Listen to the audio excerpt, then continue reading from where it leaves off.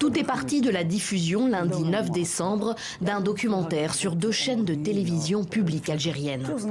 Un ancien djihadiste algérien repenti, Mohamed Amin Aïssaoui, raconte qu'il a été approché par le représentant d'une association française travaillant selon lui pour la DGSE, les services de renseignement extérieur français. Ce contact français aurait incité Aïssaoui à recruter de jeunes islamistes pour déstabiliser le pouvoir algérien. Ils m'ont demandé d'aller dans les quartiers populaires d'Alger comme Bab El Oued, El Makaria, Oussendey et El Arash pour trouver les extrémistes. On m'a dit de recontacter les anciens extrémistes et de gagner leur confiance, de leur expliquer que je veux constituer un nouveau groupe terroriste et que je serai leur chef. Dans la foulée, l'ambassadeur français à Alger, Stéphane Romatet, est convoqué au ministère algérien des Affaires étrangères. Alger met en garde la France après la révélation de ce qu'elle décrit comme une tentative de déstabilisation.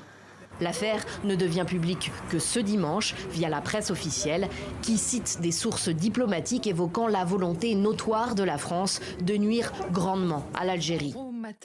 Interrogé ce dimanche à la radio, le ministre français des Affaires étrangères confirme et regrette cette convocation de l'ambassadeur Romatet. Ce sont des accusations infondées et fantaisistes que j'ai évidemment eu notre ambassadeur au téléphone pour lui assurer de notre soutien. Et que s'agissant de notre relation avec l'Algérie, nous avons dit, nous avons même écrit en 2022, le président Tebboune, le président Macron, une feuille de route qui projette la relation entre nos deux pays sur l'avenir. Ce dernier rebondissement dans les relations algéro-françaises, déjà très tendues, n'augure rien de bon pour la suite, selon ce journaliste, fin connaisseur du dossier.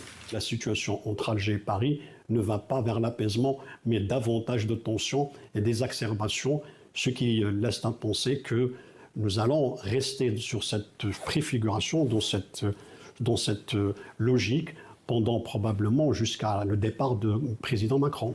L'été dernier, Alger avait rappelé son ambassadeur en France après l'annonce par Paris d'un soutien appuyé à un plan sous souveraineté marocaine pour l'autonomie du Sahara occidental.